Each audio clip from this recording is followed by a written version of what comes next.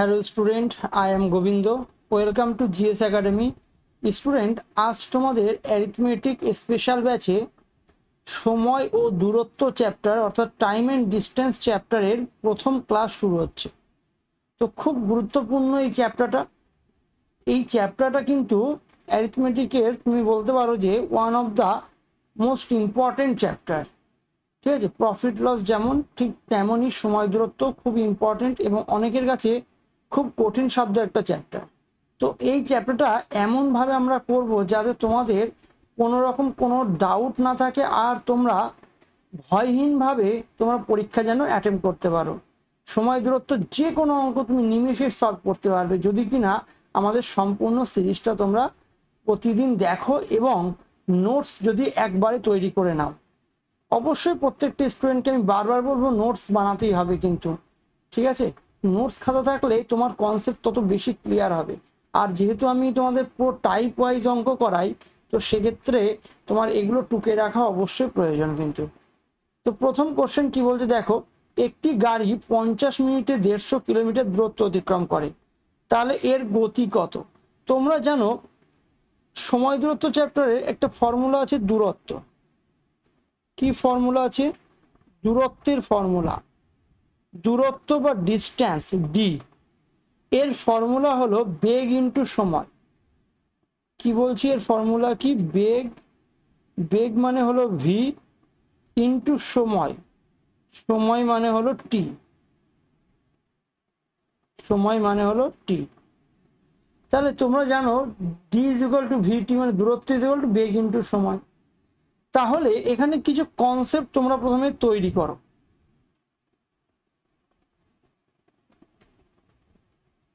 কি কনসেপ্ট তৈরি করতে বলছি? মনে করো যদি তোমার বেগ স্থির থাকে, বেগ যদি স্থির থাকে তাহলে দূরত্বের সাথে সময়ের কি সম্পর্ক? সরল না? দূরত্ব বাড়লে তোমার দূরত্ব বাড়বে যদি কিনা বেশি সময় ধরে তুমি যাও। তুমি একটা বিষয় বোঝো, মনে করো তুমি যে বেগে যাচ্ছিলে এখনো সেই বেগে যাচ্ছ, 1 ঘন্টার জায়গায় যদি 2 ঘন্টা যাও তাহলে তুমি বেশি দূরত্ব যাবে না? তাহলে সময় বাড়লো, তাহলে কি দূরত্ব বাড়লো। তাহলে তুমি সেক্ষেত্রে বলতে পারো ডিস্টেন্স সময়ের সাথে কিভাবে সম্পর্কিত? সরল সম্পর্ক ধারণ করে, ঠিক আছে? একইভাবে এবার যদি আমি সময়কে স্থির বানিয়ে দিই, মানে 1 ঘন্টাতেই যেতে হবে, 1 ঘন্টাতেই যেতে হবে, 10 বেগের জায়গায় 20 বেগ বানিয়ে দিলাম, 10 বেগের জায়গায় 20 বেগ বানিয়ে দিলাম, কি বেগ বাড়িয়ে দিলাম। তাহলে তুমি বললে বেগ বাড়ালে তো দূরত্ব বেড়ে যাবে সেক্ষেত্রে। তাহলে সেক্ষেত্রেও সম্পর্ক দূরত্ব ডি এর সাথে বেগের কি সম্পর্ক? সরল সম্পর্ক, মানে বেগ বাড়লে দূরত্ব বাড়বে। আচ্ছা, এর পরবর্তী বিষয়টা বলি। এর পরেরটা খুব গুরুত্বপূর্ণ জিনিস, যেটা কিন্তু বারবার তোমাদের এই কনসেপ্টে ইউজ হবে।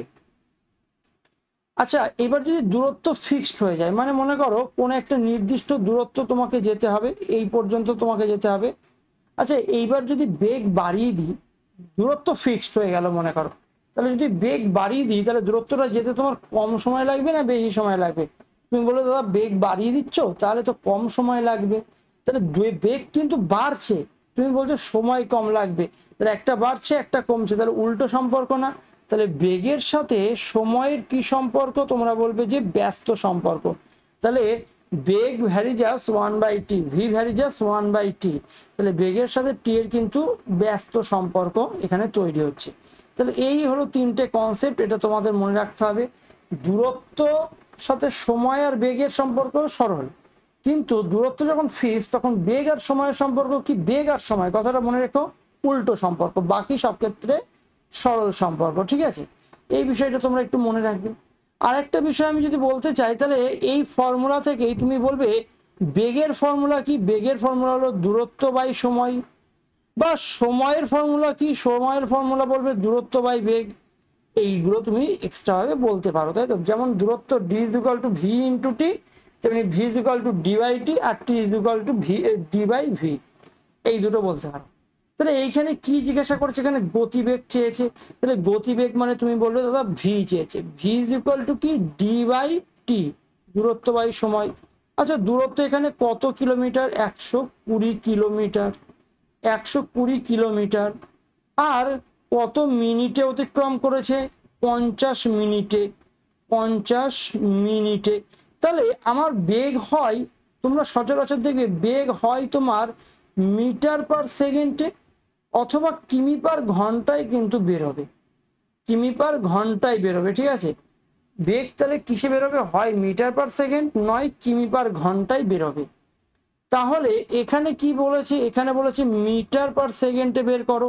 তাহলে তুমি বলবে দাদা যে দূরত্বটা 120 কিলোমিটার দিয়েছে, সেটাকে যদি কিলোমিটারকে মিটারে নিয়ে যেতে চাও তাহলে তুমি একটা কাজ করো, তুমি 1000 দিয়ে গুণ করে দাও, কেননা 1000 মিটার মানেই কি 1 কিলোমিটার। বুঝতে পেরেছো, 1000 মিটার মানে 1 কিলোমিটার। আচ্ছা, যেটা কি না সময় যেটা বলেছে 50 মিনিট, সেই 50 মিনিটকে যদি সেকেন্ডে কনভার্ট করো তোমরা যেন 60 সেকেন্ডে 1 মিনিট হয়, তাহলে 60 দিয়ে গুণ হবে। তাহলে তোমার একবারে উত্তর কিসে চলে আসবে, মিটার পার সেকেন্ডে চলে আসবে। আশা করি তোমরা বুঝতে পেরেছো। ভালো করে বোঝো, আর একবার দরকার হয় আমি বলছি যে গতিবেগ যেটা বের করছিলাম সেটা আমাকে মিটার পার সেকেন্ডে বের করতে হবে, কিন্তু দূরত্ব যেটা বলেছিল কিলোমিটার 120 কিলোমিটার, তাকে মিটারে নিয়ে যেতে গেলে 1000 দিয়ে গুণ করে দিলাম।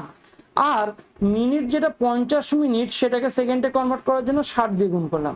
এইবার কাটাকুটি করে দিই, 60 দুগুণি কত হয় 120, আর 50 দিয়ে যদি এখানে কাটি 50 দুগুণি 120, 20 গুণ 2 করলে 20 দুগুণি 40 metre per second, 40 metre per second হলো এখানকার আমার উত্তর। তাহলে অপশন ডি হলো আমার এখানে সঠিক উত্তর। আচ্ছা, এখানে তোমাকে আরো একটা এক্সট্রা কথা বলে রাখি, তোমরা নোট খাতায় সব নোট করে নেবে ভাই, এটা খুব গুরুত্বপূর্ণ জিনিস। কিলোমিটার পার ঘন্টাকে যদি মিটার পার সেকেন্ডে কনভার্ট করতে হয়, কিসে কনভার্ট করছি ভাই, কিমি পার ঘন্টাকে মিটার পার সেকেন্ডে যদি কনভার্ট করতে হয় তাহলে তোমাকে গুণ করতে হবে 5/18 দ্বারা। কত দিয়ে গুণ করতে হবে, 5/18 দ্বারা গুণ করতে হবে। এই কথাটা তোমরা মনে রাখবে, কিমি পার ঘন্টাকে যদি মিটার পার সেকেন্ডে পরিবর্তন করতে হয় 5/18 দ্বারা গুণ করতে হয়। একইভাবে উল্টো ক্রমে যদি আমি বলি মিটার পার সেকেন্ডকে যদি কিলোমিটার পার ঘন্টায় কনভার্ট করতে হয়, মিটার পার সেকেন্ডকে যদি কিমি পার ঘন্টায় কনভার্ট করতে হয়, তাহলে সেক্ষেত্রে তুমি বলে উল্টো জিনিস দিয়ে গুণ করতে হবে। তাহলে আগের বার যেটা 5/18 দিয়ে গুণ হয়েছে, এইবার সেটা 18/5 দিয়ে গুণ হবে, এবার সেটা 18/5 দিয়ে গুণ হবে। আচ্ছা, অনেকের মনে প্রশ্ন থাকে দাদা এই 5/18টা এলো কোত্থেকে, 5/18টা এলো কোত্থেকে, ভালো করে তাহলে বুঝে নাও। কিমি মানে কি, কিমি মানে 1000 মিটার, কিলোমিটার মানে কি 1000 মিটার, আর ঘন্টা মানে 1 ঘন্টা মানে কত সেকেন্ড, 3600 সেকেন্ড, কিন্তু 1 ঘন্টা মানে 3600 সেকেন্ড। এদের মধ্যে যদি কাটাকুটি করো তাহলে তুমি পাবে দুটো শূন্য কেটে গেল, আর 2 দিয়ে কাটলে 5 দুগুণি 10 আর 18 দুগুণি 36। তাহলে ভালো করে বোঝো, আমি তো কিমি পার ঘন্টা থেকেই তো মিটার পার সেকেন্ডে নিয়ে গেছি, তাহলে কিলোমিটারকে মিটার নিলে 1000 আর ঘন্টাকে সেকেন্ড নিলে 3600, এটা কাটাকুটি করলেই কিন্তু এই 5/18টা আসে। তাহলে আশা করি তোমরা বুঝতে পেরেছো বিষয়গুলো পুরোপুরি ভালোভাবে। এরপরে আমরা চলে আসবো পরের কোশ্চেনে। পরের কোশ্চেন কি বলছে, দুটো ট্রেনের গতির অনুপাত 3:8, দুটো ট্রেন আছে তাদের গতির অনুপাত 3:8। যদি প্রথম ট্রেনটি 3 ঘন্টায় 180 কিলোমিটার যায় তাহলে উভয় ট্রেনের গতির সমষ্টি কত। আচ্ছা, তাহলে একটার বেগ কত 3 আর একটার বেগ কত 8, বেগের অনুপাত এইটা বলে দিয়েছে, ট্রেনের গতির অনুপাত বা বেগের অনুপাত। বেশ, এইবার প্রথম ট্রেনটি যেটা গেছে তার বেগটা দেখে নাও তো, প্রথম ট্রেনের বেগটা কত, প্রথম যে ট্রেনটা তার বেগ আমি বের করছি 180 কিলোমিটার গেছে 3 ঘন্টায়, তাহলে 3 দিয়ে ভাগ করব, 3 6 18, 60 কিমি পার ঘন্টা, 60 কিমি পার ঘন্টা। তাহলে তুমি বলবে দাদা একটার বেগ তো 60 পেয়ে গেছি, আচ্ছা যে ট্রেনের বেগ 60 পেয়েছি সেটা অ্যাকচুয়ালি অনুপাতের বিচারে কত 3 ইউনিট, সেটা অনুপাতের বিচারে 3 ইউনিট, আর এই ট্রেন দুটির বেগের সমষ্টি বলেছে, তাহলে ট্রেন দুটির বেগের সমষ্টি 8 আর 3 কত হয় 11 ইউনিট না, 8 আর 3 কত হয় 11 ইউনিট হয়। তাহলে তুমি বলবে দাদা 3 ইউনিটের ভ্যালু 60, 1 ইউনিট কত, 3 দিয়ে ভাগ করলে 3 কুড়িং 60, আর 11 ইউনিট কত, 11 দিয়ে গুণ করলে 11 গুণ 20 করলে 11 দুগুণি 22, 220 কিমি পার ঘন্টা।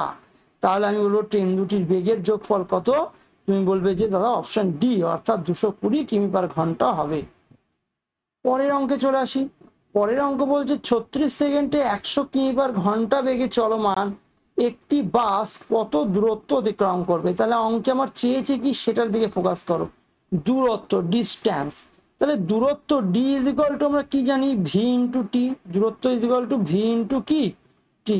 আচ্ছা তাহলে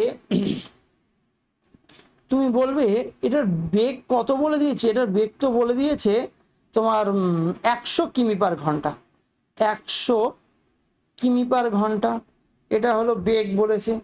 আচ্ছা আর সময় যেটা বলেছে সেটা কিন্তু 36 সেকেন্ড।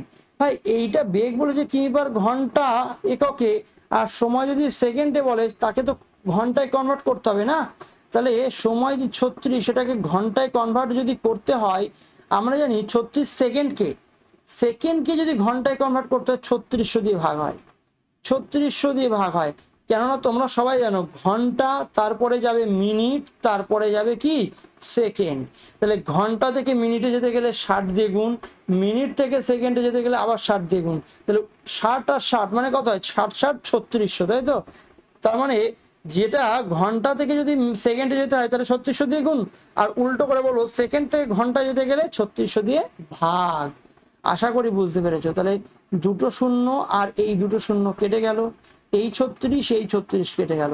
তাহলে আমার আলটিমেটলি এখানে দাঁড়ালো 1 কিলোমিটার হলো মোট দূরত্ব। অপশন ডি হলো এক্ষেত্রে সঠিক অ্যান্সার। চলে আসি তারপরের অঙ্কে। তারপরের অঙ্ক কি বলছে, বলছে গোবিন্দ স্যার 112 সেকেন্ডে 700 মিটার দৌড়াতে পারেন, তাহলে কিমি পার ঘন্টায় তার বেগ খুঁজুন। তাহলে তোমরা বলবে দাদা বেগ তো বের করতে দিয়েছে তোমারই, তাই না? খুব সহজেই বের করে দিতে পারবো আমরা, কেননা যেহেতু তোমার নামের অঙ্ক, তাহলে তো অবশ্যই ভালো করেই পারবো আমরা। তাহলে কি বলবে, বেগ ইজ ইকুয়াল টু 700 মিটার, তাহলে 700 বাই কি করে দেবে, 700 বাই 112, 112। তাহলে এইটা করলে কিসে বেরোবে উত্তর বলতো, মিটার পার সেকেন্ডে। কিন্তু কিসে বের করতে দিয়েছে আমার বেগ, কিমি পার ঘন্টায়। তাহলে তুমি বলবে আর কিছুই করো না দাদা, 700 বাই 112 এরকমই লিখে রাখো। কিমি পার ঘন্টায় নিয়ে যেতে গেলে মিটার পার সেকেন্ড থেকে, তুমি তো আমাকে শিখিয়ে দিয়েছিলে এই যে মিটার পার সেকেন্ড থেকে কিমি পার ঘন্টায় নিয়ে যেতে গেলে 18/5 দিয়ে গুণ করতে হয়। কত দিয়ে গুণ করতে হয়, 18/5। তাহলে সেই মতো তুমিও এখানে 18/5 দিয়ে গুণ করে দাও। তাহলে 18/5 দিয়ে গুণ করে দিলে এটা কিমি পার ঘন্টায় কনভার্ট হয়ে যাবে। আচ্ছা এইবার আমি কাটাকুটি করি। আচ্ছা 5 দিয়ে কাটলে, আচ্ছা 7 দিয়ে কাটছি, 7 100 700, 7 দিয়ে কাটলে 7 অক্ষে 7 আর পড়ে থাকে 4 42, 6 7 42। এখনো কাটবে 5 20 কত, 5 20 100, 4 দিয়ে কেটে দাও, 4 5 20, 4 দিয়ে কেটে দাও, 4 4 16। আচ্ছা তাহলে এখানে দাঁড়াচ্ছে যেটা এখনো কাটবে 2 দিয়ে, 2 দুগুণি 4, আর এখানে হলো 9 দুগুণি 18।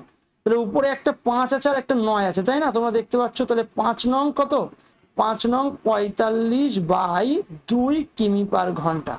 আচ্ছা 45/2 মানে কত, 22.5 না, 45/2 মানে কত, 22.5, 22.5 কিমি পার ঘন্টা হলো এখানকার উত্তর।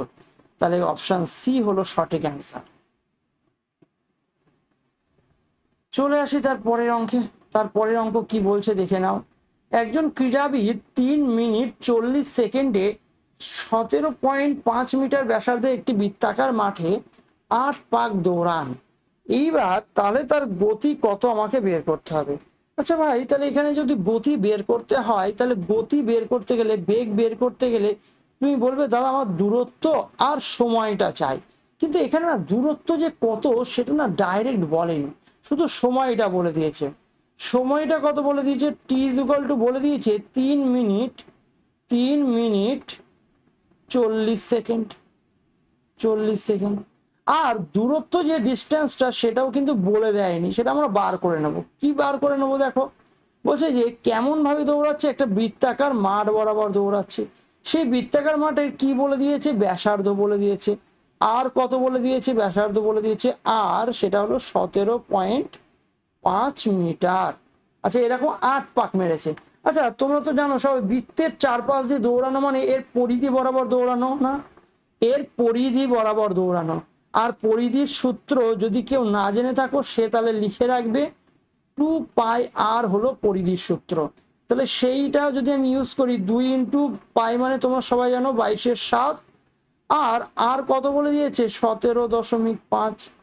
আচ্ছা 7 দিয়ে কেটে দিই, 7 দিয়ে কাটলে কত হয়, 7 দুগুণি 14, 5 7 35, তাহলে 2.5 দাঁড়ায়।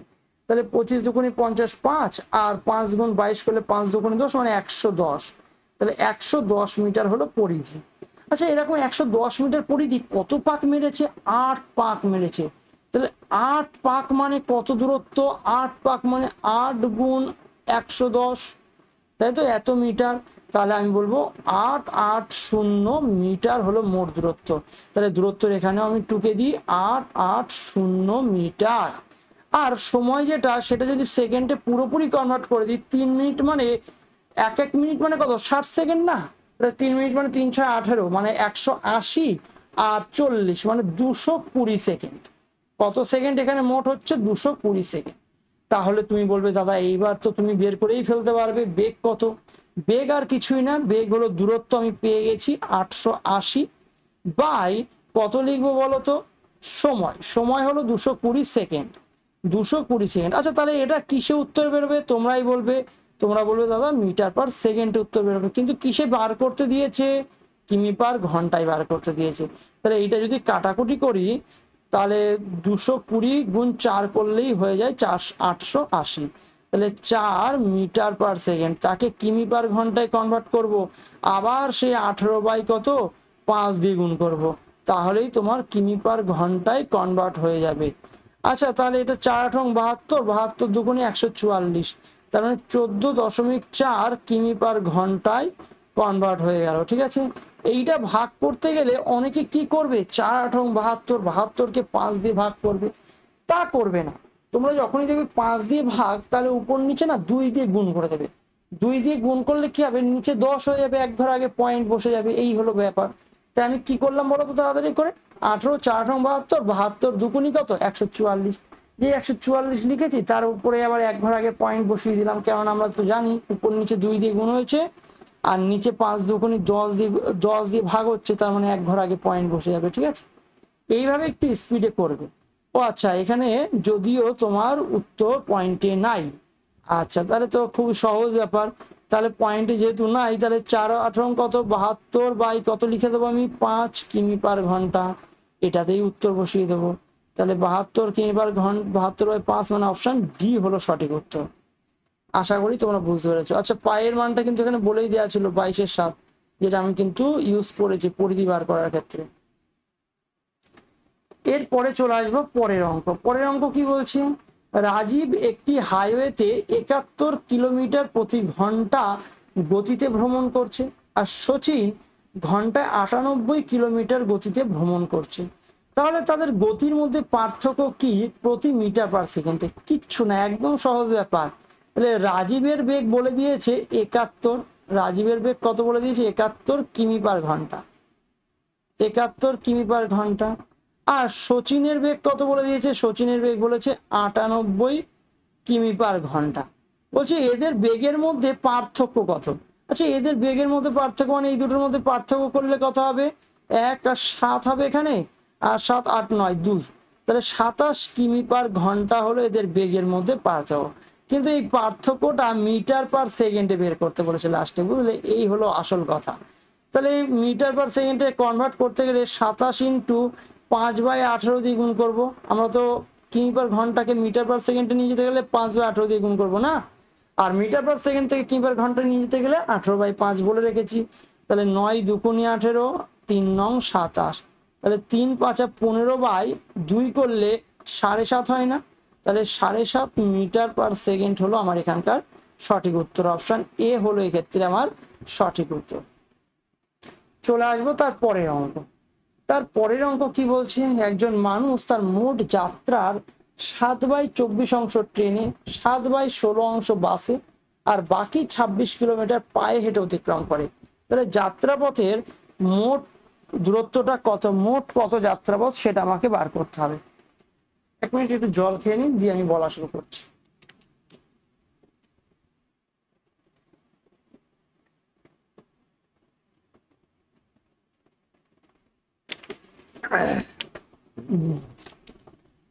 তাহলে কি বলছে দেখো, এখানে যে যাত্রাপথ, সেই যাত্রাপথকে না ভাঙা হয়েছে, ফ্রাকশনে ভাঙা হয়েছে। এই যাত্রাপথটা সেটাকে না ফ্রাকশনে ভাঙা হয়েছে। প্রথমে বলা হয়েছে 7/24 অংশ, তারপরে বলেছে 7/16 অংশ, আর তারপরে বলেছে বাকি।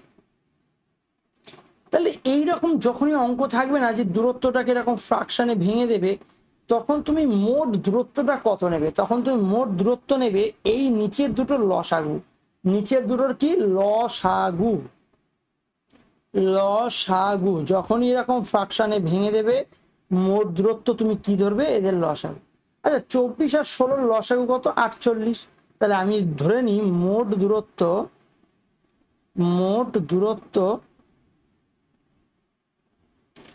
48 ইউনিট। বা কেউ যদি এক্স এর প্রতি ভালো অ্যাটাচ থেকে থাকো, তাহলে সে এক্স লিখতে পারো, ঠিক আছে, 48 এক্স ধরে নিতে পারো। যাই হোক, আমি আর মানে এক্স হচ্ছি না। তাহলে তুমি বলবে দাদা তাহলে 7/24 অংশ মানে 48 কিলোমিটার যদি মোট দূরত্ব হয়, বা 48 ইউনিট যদি মোট দূরত্ব হয়, তাহলে তুমি বলবে দাদা 48-এর মধ্যে 7/24 বের করে নাও। প্রথমে 7/24 করলে 24 দুগুণে 48, 7 দুগুণে 14 হয়ে গেল, 14 ইউনিট দূরত্ব। তারপরে 7/16 অংশ, 7/16 অংশ মানে আবার 48 মোট দূরত্ব, যার 7/16 অংশ, সেইটুকুই তো বাসে গেছে। এটা 16 দিয়ে 3 16 48, 3 7 21। আচ্ছা, তাহলে বাকি কত? বাকি বলবে দাদা 48 থেকে একটা কাজ করো, 48 থেকে 14 আর 21 বাদ দিয়ে দাও, 14 আর 21টা বাদ দিয়ে দাও। 14 আর 21 যোগ করলে কত হয়? 14 আর 21 যোগ করলে হয় 4 আর 1 5, 2 আর 1 3, আচ্ছা 35। তাহলে 48 থেকে বাদ যাচ্ছে আমার 35। তাহলে বাদ দিলে হয় কত? 3 আর এখানে হবে 1, 13 ইউনিট। আচ্ছা, তাহলে এই বাকি দূরত্বটা যেটা আমার ভাষায় বেরিয়েছে সেটা কত ইউনিট? 13 ইউনিট। কিন্তু ওরা কত দূরত্ব বলে দিয়েছে? 26 কিলোমিটার। তাহলে আমি বলবো এই 13 ইউনিটের ভ্যালুই 26 কিলোমিটার। বলো তাহলে 1 ইউনিট কত? তুমি বলো দাদা 13 দুগুণে 26, 2 কিলোমিটার। এইবার আমাকে কি বের করতে দিয়েছে? মোট যাত্রাপথ কত? মোট যাত্রাপথ আমি ধরে নিয়েছিলাম মোট দূরত্ব কত ইউনিট? 48 ইউনিট ধরেছিলাম, তাই না? 48 ইউনিট। তাহলে আমি 48 ইউনিট বের করব। 48 ইউনিট 1 ইউনিট যদি 2 হয়, 48 ইউনিট 48 দুগুণে 96 কিলোমিটার। তাহলে 96 কিলোমিটার কোথায় আছে? অপশন এ হলো সঠিক উত্তর। আশা করি তোমরা বুঝতে পেরেছো। এই অঙ্কগুলো খুব আসে, প্রত্যেক পরীক্ষাতে আসে, বুঝলে, প্রায় পরীক্ষাতে এগুলো দেখা যায়। আচ্ছা, এর পরের অঙ্কটা তোমরা আগে পড়ে নাও জমাজম। কি বলছি দেখো, একজন রানার 35 কিমি পার ঘন্টা বেগে দৌড়াচ্ছে। যদি সে 30 কিমি পার ঘন্টা বেগে দৌড়ায়, তাহলে তার গতির হ্রাস শতকরা কত হবে? একদম সহজ বিষয়, তোমরা তো দেখেই পেরে যাবে এসব অঙ্ক। তাহলে 35 বেগ ছিল, সেখান থেকে 30 বানিয়েছে, তাহলে তুমি বলবে দাদা 5 বেগ কমিয়েছে। 5 বেগ কি কমিয়েছে? তাহলে 5 কমিয়েছে কার উপরে? 35-এর উপরে কমিয়েছে নিশ্চয়ই, সবসময়, তাই তো? 35-এর উপরে 5 কমিয়েছে। 100-এ কত? 100 দিয়ে কেন গুণ করলাম? শতকরা চেয়েছে, তাই বুঝেছো, শতকরা হ্রাসটা চেয়েছে। তাহলে আবারও বলছি কথাটা, 5 কমিয়েছে কার উপরে? 35-এর উপরে 5 কমিয়েছে। 100-এ কত? তাহলে পার্সেন্টেজে কনভার্ট হয়ে যাবে। 5 দিয়ে কাটলে 5 অক্ষে 5 হয়, আর 5 দিয়ে কাটলে 5 7 35 হয়। 1/7 ফ্রাকশন যদি হয়, তাহলে তার পার্সেন্টেজ ভ্যালু হয় 14.27%। আশা করি তোমাদের এইসব জিনিস মুখস্থ আছে, পার্সেন্টেজ চ্যাপ্টার যেহেতু হয়ে গেছে। তাহলে অপশন বি তুমি দাগ দিয়েই বেরিয়ে যাবে। চলে আসো তার পরবর্তী অঙ্কে। পরবর্তী অঙ্ক কি বলছে দেখে নাও। বলছে রাহুল এবং সৌরভকে তাদের নিজ নিজ বাড়ি থেকে তাদের কর্মস্থলে যেতে যে দূরত্ব যেতে হয় তার অনুপাত 4:7। তার মানে রাহুল যদি মনে করো, তার মানে বুঝতেই পারছো, মনে করো রাহুল আর সৌরভ দুজনেই চাকরি পেয়েছে। রাহুল যদি 4 কিলোমিটার দূরত্বের জায়গায় চাকরি করতে যায়, সেখানে সৌরভকে 7 কিলোমিটার দূরত্ব বিশিষ্ট কোনো একটা জায়গায় যেতে হয়, কেননা দূরত্বের অনুপাত বলে দিচ্ছে 4:7। আচ্ছা, এবার সৌরভকে যদি 84 কিলোমিটার ভ্রমণ করতে হয়, তাহলে রাহুলকে কতটা ভ্রমণ করতে হবে? খুবই সহজ সহজ অঙ্ক তোমাদের দেয়া হয়েছে। তাহলে দুজনের নাম, একটা হলো রাহুল আর একটা হলো সৌরভ। রাহুল আর সৌরভ কি অনুপাতে দূরত্ব কভার করে? 4:7 অনুপাতে দূরত্ব কভার করে চাকরিতে যেতে গেলে, ঠিক আছে। কিন্তু এখানে বলে দিয়েছে এই সৌরভের যে দূরত্ব যেটা 7, তার ভ্যালু বলে দিয়েছে 84। কত বলে দিয়েছে? 84। তাহলে 7 কত হয়? 7 84 হয়, তাহলে 12 দিয়ে গুণ। তাহলে রাহুলকে কতটা ভ্রমণ করতে হবে? রাহুলকেও 4 গুণ 12, 4 ইউনিট যেহেতু, তাহলে 4 কত? 48 কিলোমিটার ভ্রমণ করতে হবে। তাহলে রাহুলকে আমার 48 কিলোমিটার ভ্রমণ করতে হবে। অপশন এ হলো এক্ষেত্রে সঠিক উত্তর। তারপরের অঙ্ক কি বলছে দেখো, একটি গাড়ির গতি একটি বাসের চেয়ে 20% বেশি। একটা গাড়ির গতি সেটা বাসের থেকে আবার বেশি। বেশ বেশ, বলছি যে একটা ট্রেন 9.5 ঘন্টায় এত কিলোমিটার পথ অতিক্রম করে। 1.14 ঘন্টায় গাড়ি কত দূরত্ব অতিক্রম করে যদি বাসের গতি যদি ট্রেনের গতির অর্ধেক হয়? বেশ,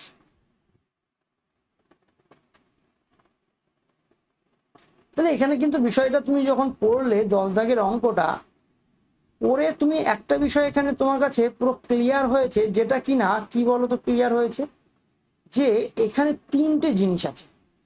একটা হলো কার, গাড়ি, একটা হচ্ছে বাস, আর একটা আছে ট্রেন, ঠিক আছে। এইখানে 20% বেশি। 20%-এর ফ্র্যাকশনাল ভ্যালু তোমরা সবাই জানো 1/5। তাহলে 5-এ 1 বেশি। কার থেকে কে বেশি? গাড়ির গতি বাসের চেয়ে। তাহলে বাসের যদি 5 হয়, বাস যদি 5 হয়, গাড়ির হলো 1 বেশি, মানে হলো কত? কারের হলো 6। তাহলে তুমি সেই অনুযায়ী বাসের এখানে 5 লিখে দাও আর গাড়ির এখানে 6 লিখে দাও। বুঝেছো? এইটুকু বিষয় বুঝলে। আর একদম যদি লাস্ট লাইনে যদি তুমি যাও, তাহলে এখানে কি বলেছে দেখবা, বাসের গতি যদি ট্রেনের গতির অর্ধেক হয়, তাহলে বাস নাকি ট্রেনের অর্ধেকে যায়। তার মানে ট্রেন নিশ্চয়ই 10। ট্রেন কত? 10 না? তাহলেই তো অর্ধেক কি হয়? তাহলে তারই তো অর্ধেক 5 হয় না? এই হলো বিষয়, এইটা তুমি টুকে নেবে। আচ্ছা, এইবার তাহলে ভালো করে বোঝো। তোমাকে বলেছে যে ট্রেন যদি 9.5 ঘন্টায় এত কিলোমিটার পথ অতিক্রম করতে পারে ট্রেন, তাহলে এত ঘন্টায় গাড়ি কত দূরত্ব অতিক্রম করবে? যাই হোক, তাহলে তুমি বলবে দাদা এখানে তো ট্রেন আর লাস্ট, এখানে চেয়েছে কি? ট্রেন দিয়ে দিয়েছে দূরত্বটা, আর চেয়েছে কি? গাড়িটা চেয়েছে, কিন্তু বুঝতে পেরেছো, গাড়িটা চেয়েছে।